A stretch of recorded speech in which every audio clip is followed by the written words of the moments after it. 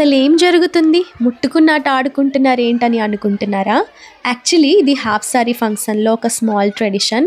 మనము అమ్మాయిని 7 డేస్ కూర్చోబెడతాము కదా! ఎవరిని ముట్టకూడదు ఆ టైంలో. సో, ఇలా ముట్టుకున్న ఆట నిన్ను ముట్టేస్తా, నీకు ముట్టేస్తా అని ఆడుకుంటున్నాము. Just a small happiness and big moment ఇది.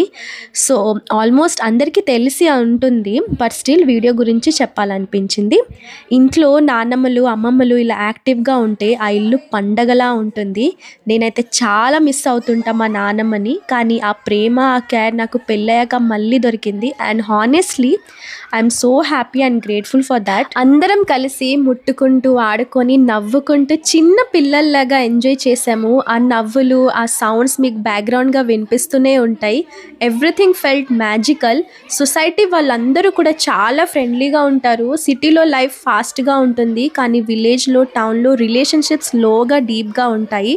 పక్కింటి ఫంక్షన్స్ అంటే మన ఇంటి ఫంక్షన్‌లా ఫీల్ అవుతారు.